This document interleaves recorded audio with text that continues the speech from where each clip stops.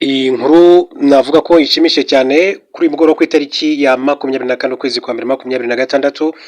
Mbanze mbasuhuze abari mu Rwanda namwe muri hanze y'igihugu cy'u Rwanda ariko by'umwihariko mu karere k'ibiyaga bigari muri Uganda, Repubulika ya Demokarasi ya Kongo, igihugu cy'u ndetse n'igihugu cya Tanzania, namwe mudukurikiye muri hakurya y'amazi magari mu bihugu bitandukanye byo ku mugabane w'Uburayi, Canada ndetse na Leta Zunze Ubumwe za Amerika. Ikaze.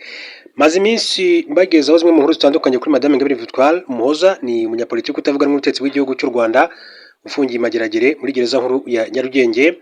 Byinshi byakomeje kugenda bivugwa mu rubanza rwe, ndetse mu minsi mike ishize hari ikirego cye cyamaze kwakirwa n'urukiko rw'ikirenga, nayo nimwe mu nkuru zikomeye cyane twabagejeho kuri Madame Ingabire Victoire Umuhoza.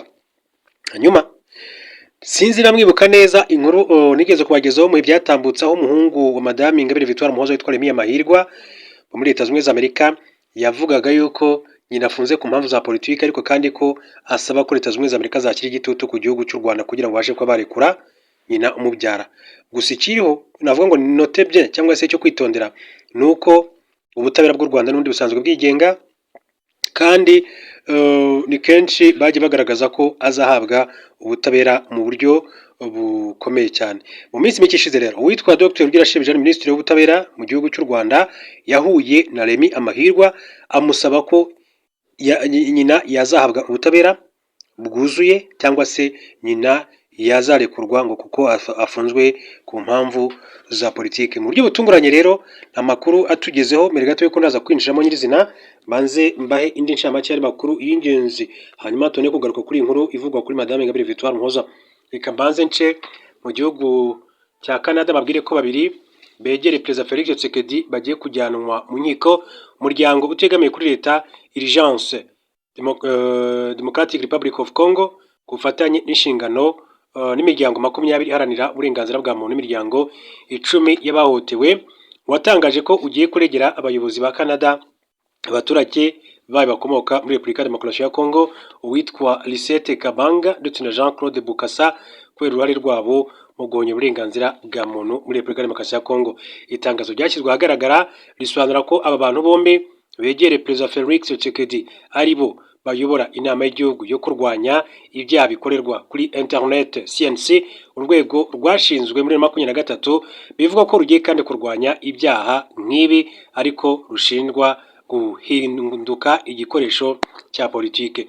Urgence Democratic Republic of Congo ivuga ko Lisette Kabanga ndetse na Jean Claude Bukasa bagize uruhare mu buryo buziguye cyangwa se butaziguye, harimo no gukoresha ikoranabuhanga mu guta muri yombi binyuranyije n'amategeko mu bikorwa by'icarubozo, ishimuta, gufunga binyuranyije n'amategeko, guhatira abantu guhunga no gutoteza byibasira abatavuga rumwe n'ubutegetsi, abanyamakuru n'abaharanira uburenganzira bwa muntu.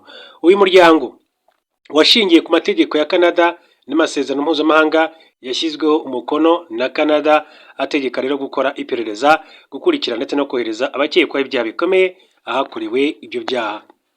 Hanyuma itangazo rigira riti nta bwenegihugu cyangwa se ikoranabuhanga n'intera bishobora kandi gusobanura impamvu yo kudahana. Iki gikorwa cy'umuryango ngo kigamije kandi mbere ya byose kurengera abahohotewe, kugaragaza ukuri ndetse no guha agaciro ikiremwamuntu. Kuva yashingwa CNC yakomeje kandi guteza kutavuga rumwe muri Repubulika ya Demokarasi ya Kongo.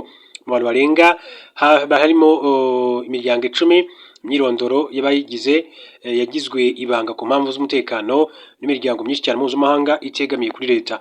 Ikirego kizashyikirizwa kandi Minisitiri w'Ubutabera wa Canada, inzego z'ubutabera za leta hamwe n'igipolisi cya Canada cyitwa Royal Canadian Mounted Police RCMP. Hanyuma mbere gato ko tujya kuri nkuru ivuga kuri Madame Ingabire Victoire Umuhoza uyu mugoroba, reka mbaze mbabwire ko uwitwa General Yaf Kabeya ndetse na banywesize ba FRDC bamaze gufungurwa.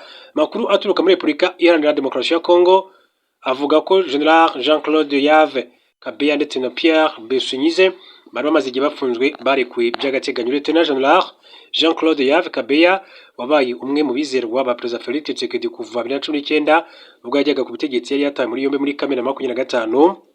Bwana Felix Tshisekedi Tshilombo akijya ku butegetsi muri Mutarama 19 yagize Lieutenant General Yave Kabeya umuyobozi w'ibiro bishinzwe igisirikare mu ngoro y'umukuru w'igihugu Maison Militaire. Gusa muri 2023 amusimbuza Lieutenant General Frank Ntumba.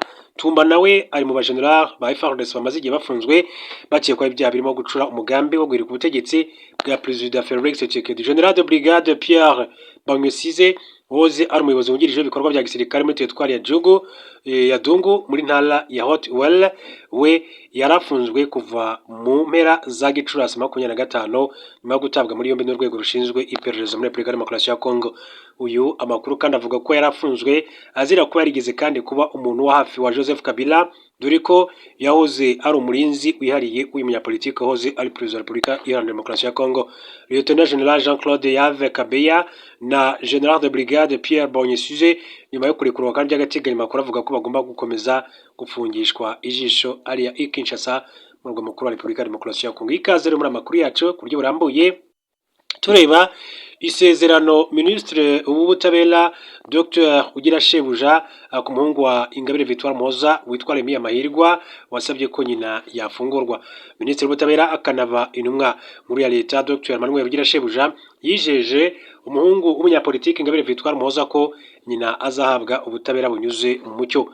Ministre Dr Ugira Shebuja yahaye Remy Amahirwa iryo sezerano ubwo bahuriraga i Geneve mu Busuwisi, aho Ministre w'ubutabera yari yitabira isuzuma ry'akanama Karoni gashinzwe ibahirizwa ry'uburenganzira bwa muntu rizwi nka Universal Periodic Review. Amafoto yakwirakwiye ku mbuga nkoranyambaga yerekana Remy Amahirwa ahagararanye n'intumwa z'u Rwanda zirimo Dr Ugira Shebuja, Minisitiri w'ubutabera mu Rwanda, akaba n'intumwa nkuru ya leta. Amakuru avuga ko uriya musore nyuma yo kugaragaza impungenge z'uko Ingabire Victoire Muhoza ashobora kutazahabwa ubutabera, Minisitiri w'ubutabera yamwijeje kuzahabwa ubutabera buboneye, anagaragaza ko hari inzira z'ubutabera kandi zikomeje zirimo n'iburanisha riherutse kubera mu rukiko rw'ikirenga rw'u Rwanda. Wa 20 Kamena 2025 nibwo urwego rw'ubugenzacyaha rwatangaje ko Ingabire Victoire Muhoza yatawe muri yombi nyuma y'uko urukiko rukuru kandi rusabye ko hakorwa iperereza ku byaha birimo kurema umutwe w'abagizi ba nabi no gutegura ibikorwa bigamije kandi gukurura imvururu muri rubanda. Uyu mugore akurikiranyweho ibyaha birimo gushyiraho umutwe w'abagizi ba nabi, guteza imvururu, kujyana n'ubutegetsi buriho, gukwirakwiza amakuru atariyo cyangwa se icengezamatwara rigamije kwangisha leta y'u Rwanda mu bihugu by'amahanga, gutangaza amakuru ibihuha, guca umugambi wo gukora ibyaha ndetse byo kugira nabi ubutegetsi buriho cyangwa se kwigaragambya. Umuhungu we rero yahuye na Dr Ugira Shebuja Emmanuel, Minisitiri w'ubutabera mu Rwanda, mu gihe kandi mu gushyingo 2025 yari yandikiye ubutegetsi bwa Leta Zunze Ubumwe za Amerika abusaba gushyira igitutu ku Rwanda kugira ngo rurekure nyina umubyara, kuko icyo gihe yavugaga ko nyina afunzwe kubera impamvu za politiki. Hanyuma cyo mu gihugu cya Uganda ni nkuru haciye nk'isaha imwe aribwo bimaze kujya ahagaragara, aho Bobi Wine yashinja UPDF gisega cya Uganda gufatira imbunda ku mugore we. Uyu munyapolitiki utavuganwe n'ubutegetsi bwa Uganda Robert Kyagulanyi uzwi nka Bobi Wine yashinje abasirikare ba kiriya gihugu rero guhotera umugore we kugeza ubwo rero bamufatiraho imbunda.